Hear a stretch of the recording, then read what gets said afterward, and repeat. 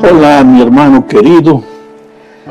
Los cristianos siempre traemos preguntas en el corazón. Hay una pregunta que me hicieron y que dice así: Pastor, por más que me esfuerzo para andar en los caminos de Dios, me siento perdido. En realidad, por detrás de esta pregunta inocente hay dos errores grandes. Dice, por más que me esfuerzo para andar en los caminos de Dios. La vida cristiana, querido, no requiere esfuerzo. Tú no puedes alcanzar el ideal que Dios tiene para ti usando la voluntad, el dominio propio, la fuerza, por más que me esfuerzo. ¿Y por qué? Porque la propia Biblia dice que nuestra justicia, nuestro esfuerzo, nuestro dominio propio es como trapo de inmundicia. Lo que tú tienes que hacer, en lugar de esforzarte para andar en los caminos de Dios, si quieres usar el esfuerzo, úsalo para separar un tiempo todo día para mantener la comunión con Cristo, estudiando la palabra, orando y testificando el amor de Jesús para otras personas. El segundo error de esta pregunta es: me siento perdido. Jeremías dice, engañoso es el corazón y perverso. ¿Quién lo comprenderá? Este corazón, cuando estás bien, te va a hacer sentir que estás mal. Y cuando estás mal, te va a hacer sentir que estás bien. Entonces, la vida cristiana no es sentir, porque el corazón humano es engañoso. Tú tienes que creer en la palabra de Dios. Y la palabra de Dios dice que si tú vives en comunión con Él, si tú andas con Él, si tú caminas con Él, si tú estás conectado a Él, los frutos van a aparecer. Los frutos, andar en los caminos de Dios, van a aparecer de manera natural. Entonces tú concéntrate en mantener la comunión con Cristo y deja todo lo demás en las manos de Dios y no creas mucho en tus sentimientos. Ok, vamos a la lección número 11 para el 15 de junio del año 2024. El título de la lección es El conflicto inminente. Y el propósito de este estudio es mostrar que a medida que nos aproximemos del fin, el enemigo va a quedar tan airado con el pueblo de Dios fiel, porque él no consigue engañar al pueblo de Dios, porque el pueblo de Dios tiene la Biblia abierta, la luz de la palabra de Dios, y no se deja engañar. Entonces el enemigo se va a airar tanto que va a hacer guerra, va a perseguir, va a usar la fuerza para obligar a los hijos de Dios a adorar al diablo o a cualquier cosa menos a Dios. Entonces vamos ahora a la primera parte de este estudio, el conflicto final del Apocalipsis. Mira, el conflicto comenzó en el cielo por causa de la adoración. Lucifer se levantó y consiguió engañar a una tercera parte de los ángeles, haciéndolos creer que no deberían adorar a Dios ni obedecerle. Adórenme a mí, dijo, obedézcanme a mí. Acusó a Dios de ser arbitrario, dictador, tirano. Él prometió libertad, él prometió que sería un líder diferente. Y con sus mentiras logró engañar una tercera parte de los ángeles. Ahora vamos a ver lo que dice Apocalipsis 14, 7 al 9. Pero leamos este texto con el contexto de que en el cielo el conflicto empezó por causa de la adoración. Ahora Dios levanta en los últimos tiempos a un pueblo especial, un pueblo fiel, para predicar el Evangelio eterno. Y mira lo que dice Apocalipsis 14, 7 y 9. Diciendo a gran voz, este ángel de Apocalipsis 14 se levantó diciendo a gran voz, temed a Dios y dadle gloria, porque la hora de su juicio ha llegado. y adorad a aquel que hizo el cielo y la tierra y el mar y las fuentes de las aguas. Y el tercer ángel lo siguió diciendo a gran voz: si alguno adora a la bestia y a su imagen, y recibe la marca en su frente o en su mano, él también beberá del vino de la ira de Dios, que ha sido vaciado puro en el cáliz de su ira. Hay dos cosas que hay que notar aquí. En el cielo, los fieles adoradores de Dios fueron 70%, pero hubo un 30% que escuchó los engaños, la seducción del enemigo y se fue con él. El gran conflicto era por causa de la adoración. No es que Dios quisiese ser adorado, sino que la adoración de sus hijos era una expresión, una revelación práctica del amor que existía entre Dios y sus hijos. Cuando ellos decidieron adorar a Lucifer, decidieron quitar su lealtad de Dios, su amor de Dios, y dirigir su amor hacia Lucifer. Comenzó el conflicto. El conflicto descendió a la tierra. Cuando Eva fue tentada, tuvo que decidir entre amar a Dios, ser leal a Dios, adorar a Dios, respetar su palabra, o seguir la voz de la serpiente y tratar de ser como Dios, porque eso fue lo que la serpiente dijo: si comieres serás como Dios. Desde aquel día el conflicto fue basado prácticamente en la adoración, en el amor a Dios, en la obediencia. Se formaron dos ejércitos: Lucifer por un lado, el Señor Jesucristo por otro lado. El tema era adoración, pero la adoración se relacionaba con la creación. Por eso el ángel de Apocalipsis 14 dice que debemos adorar a Dios, creador del cielo y de la tierra. Y por eso el diablo también dice que deben. Voy a leer de nuevo el texto de Apocalipsis 14, de 7. Voy a leer específicamente el versículo 9. Dice: y el tercer ángel lo siguió diciendo a gran voz: si alguno adora a la bestia, no adora a Dios, adora a la bestia y a su imagen, y recibe la marca en su frente o en su mano, él también beberá del vino de la ira de Dios, que ha sido vaciado puro en el cáliz de su ira. Los que obedecen a Dios y adoran a Dios reciben la marca de Dios, el sello de Dios, que es el sábado, relacionado con la creación. Los que adoran a la bestia reciben la marca de la bestia y no creen en la creación o desfiguran la creación. Y si desfiguran la creación, pues no creen en el sábado, creen en cualquier otro día menos en el sábado. Entonces este asunto es mucho más serio del que a simple vista podemos imaginar. Cuando decidimos adorar a Dios en el sábado o en cualquier otro día, estamos decidiendo hacer la voluntad de Dios o hacer la voluntad del enemigo de Dios. Vamos a la siguiente parte de este estudio: la crisis venidera. Este es un asunto interesante. Vamos a estudiar el capítulo 13 del libro de Apocalipsis. En este capítulo 13 se presenta a dos poderes que sacudirán el mundo en los últimos días. El primer poder sube del mar y el segundo poder sube de la tierra.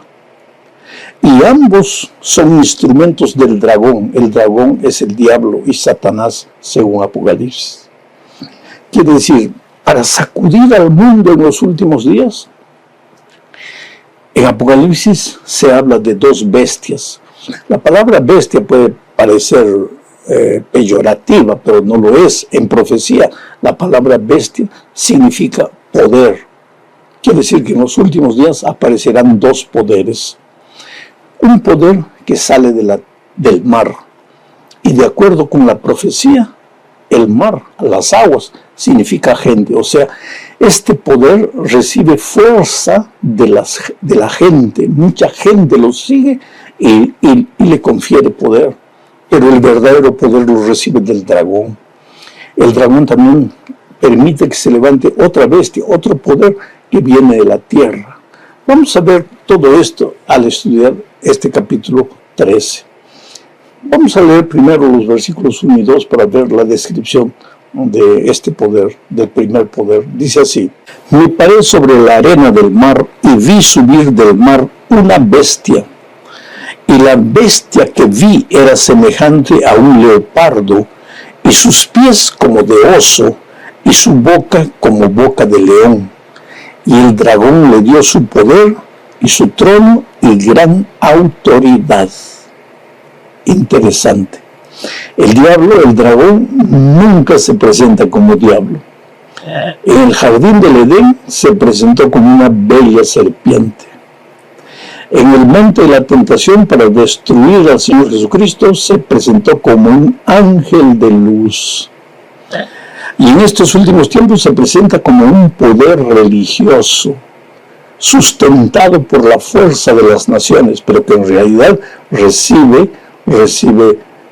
este poder, recibe la fuerza del dragón. Ahora vamos a tratar de identificar a esta bestia.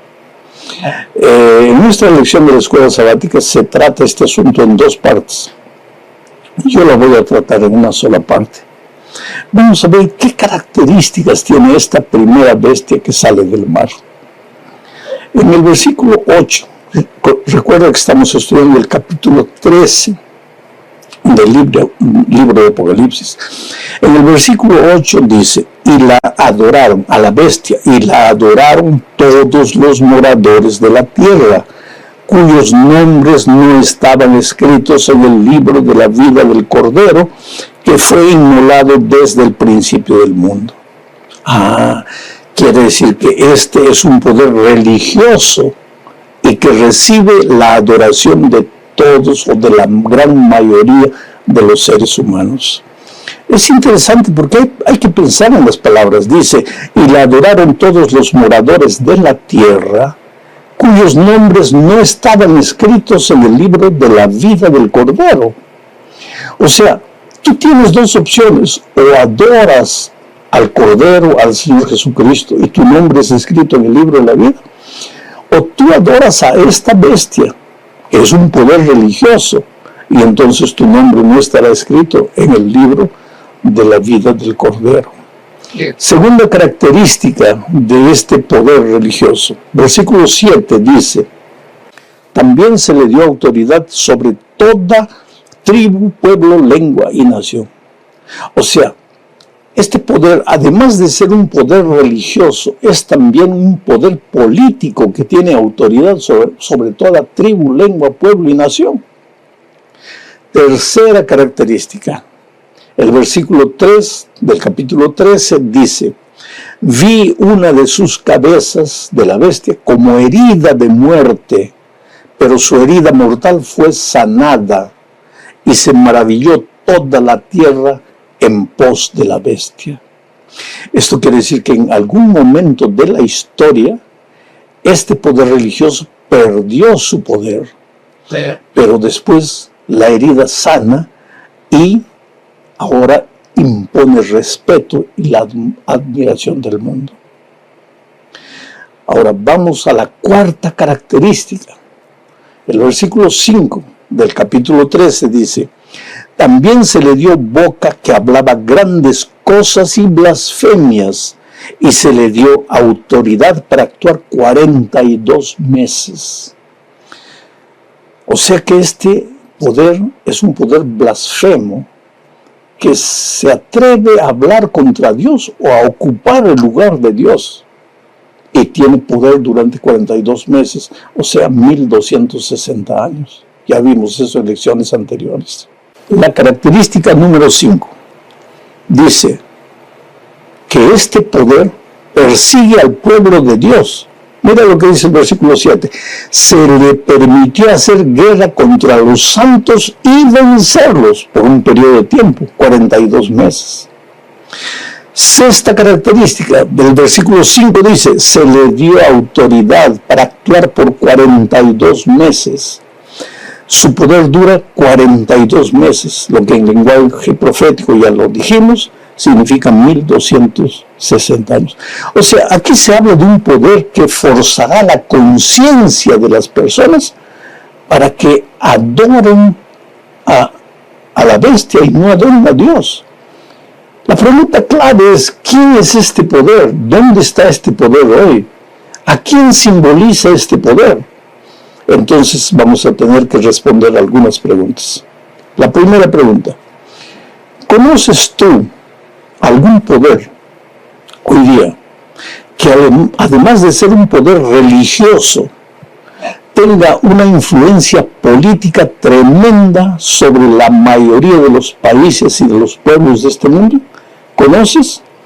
Si conoces un poder religioso, que además de religioso sea político y tenga influencia en la mayor parte del mundo, esa es la bestia de que habla el capítulo 13 de Apocalipsis. Segunda pregunta, ¿conoces tú algún poder religioso que además de poseer esta primera característica haya perdido su fuerza política en algún momento de la historia para recuperarla después? El texto de la Escritura dice, vi una de sus cabezas como herida de muerte, pero su herida mortal fue sanada y toda la tierra se maravilló en pos de ella. ¿Conoces algún poder que en el año 1798 el líder de ese poder haya sido capturado por un general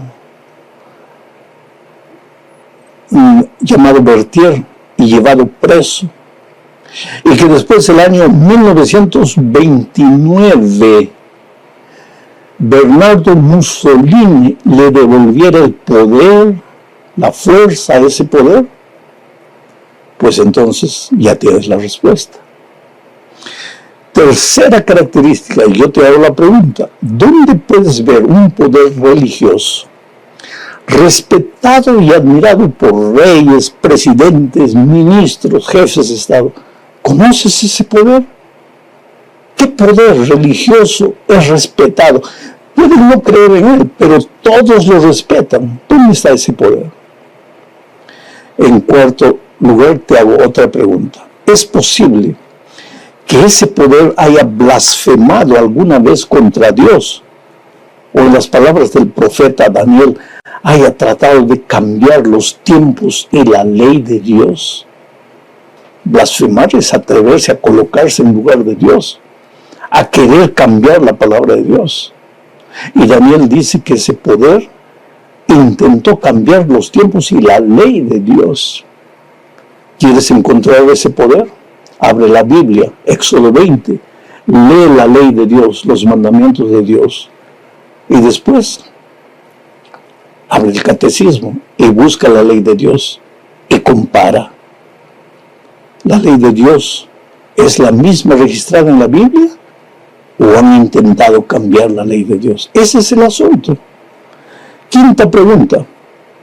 Este poder religioso político ha perseguido a los fieles adoradores de Dios y estudiosos de la palabra de Dios durante 1260 años.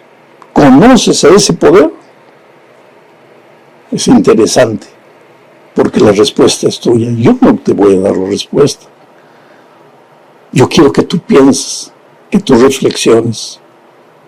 Y cuando reflexiones vas a llegar a tu propia conclusión. Y tal vez te sientas triste. Pero entonces abre la Biblia y lee las características, capítulo 13 de Apocalipsis. No se habla de una iglesia, se habla de un poder religioso que tiene características políticas. Y las características ya vimos en el capítulo 3. ¿Dónde está ese poder? Entonces llega a tu propia conclusión. Llegamos al fin de este estudio hablando de la bestia que sube de la tierra. Está en el capítulo 13.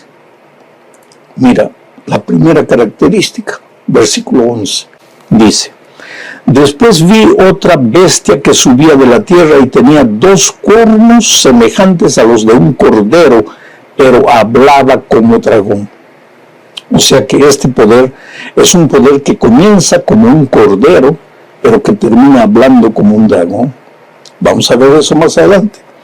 Segunda característica, versículo 12. Y esta bestia ejerce toda la autoridad de la primera bestia en presencia de ella, y hace que la tierra y los moradores de ella adoren a la primera bestia, cuya herida mortal fue sanada. O sea que este poder coloca su fuerza al servicio de la primera bestia. Tercera característica, versículo 13. También hace grandes señales, de tal manera que aún hace descender fuego del cielo y la tierra delante de los hombres. O sea que este es un poder que deslumbra con su tecnología, con las maravillas que hace. Cuarta característica, versículo 14. Y engaña a los moradores de la tierra con las señales que se le han permitido hacer en presencia de la bestia, mandando a los moradores de la tierra que le hagan imagen a la bestia que tiene la herida de espada y vivió. O sea, querido, que este poder es un poder que, además de darle fuerza a la primera bestia, obliga a las personas a obedecer y a adorar a esta primera bestia. Otra característica más está en el versículo 16. Dice, y se le permitió infundir aliento a la imagen de la bestia para que la imagen hablase e hiciese matar a todo el que no la adorase. O sea, este es un poder que da fuerza a la imagen de la bestia. ¿Qué es la imagen de la bestia? Una bandera es el símbolo o la imagen de un país. ¿Cuál es la imagen de la bestia? Lo que simboliza el poder de esta bestia. ¿Qué es lo que simboliza a Dios, su señal, su marca, el sábado? ¿Qué es lo que simboliza a este poder religioso, lo que expresa su poder sobre la conciencia de las personas? Cualquier día que no sea sábado, tal vez el domingo. Este es un asunto que demanda mucha reflexión. Otra característica más está en el versículo 16 y 17, 2 versículos. Dice así, a todos, este poder hace que a todos, pequeños y grandes, ricos y pobres, libres y esclavos, se les pusiese una marca en la mano derecha o en la frente, aquí está la marca, y que ninguno pudiese comprar ni vender, sino el que tuviese la marca o el nombre de la bestia o el número de su nombre. O sea, va a obligar a las personas a recibir la marca de la bestia. Y si la marca de Dios, el sello de Dios es el sábado, tú puedes imaginar cuál es la marca de la bestia. Ahora, ¿quién es este poder? ¿A quién simboliza? Yo te hago algunas preguntas. ¿Conoces hoy un país poderoso que en los comienzos de su historia hablase como un cordero, creyese en el cordero, predicase al cordero, y que hoy, porque era una nación estudiosa de la Biblia, pero que hoy es defensora de la libertad de adorar a Dios de la manera que quiere? Quiere decir, este país se ha convertido en un nido de ideologías, de filosofías. ¿Conoces ese país? Es un país poderoso en el mundo. Segunda pregunta, ¿existe hoy un país poderoso que, habiendo tenido un origen cristiano, se fuera convirtiendo con el tiempo en una nación secularizada, de cierto modo cuna de toda clase de ideologías, filosofías que no pasan de la voz disfrazada del dragón?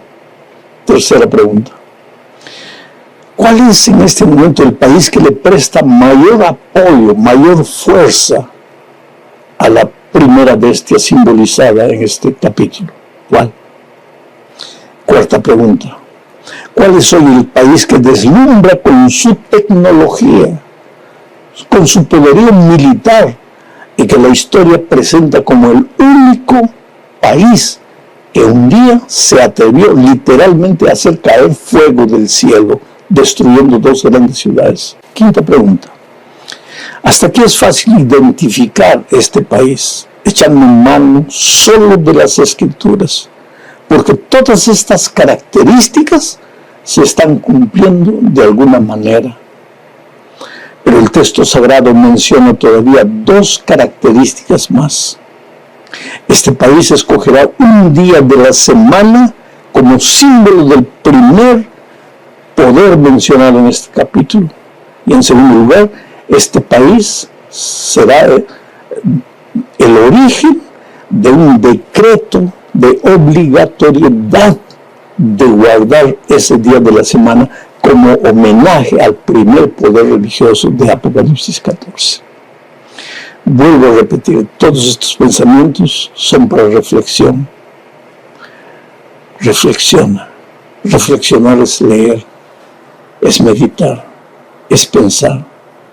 Muchas veces la reflexión te lleva al sufrimiento, al dolor, a llorar. Muchas veces te vas a agarrar la cabeza y decir, pero mi Dios, ¿es esto realmente así? Tienes la Biblia en tus manos. Lee. Yo tengo 2 libros escritos, quiero decir un libro, ¿no? El tercer milenio y las profecías del Apocalipsis. Ese libro fue reproducido bajo el título de El último llamado. Si puedes conseguir ese libro por ahí y leer ese libro, vas a encontrar en detalles la explicación de todo esto que hablé apenas en 20 minutos. Que Dios te bendiga, querido. Oro por ti. Tú eres una persona maravillosa, sincera. Yo no tendría el derecho de hacerte sufrir, pero la Biblia es la palabra de Dios. Y delante de la Biblia todos tenemos que reverenciar, inclinar la cabeza con reverencia y aceptar lo que Dios dice. Un grande abrazo, felicidades.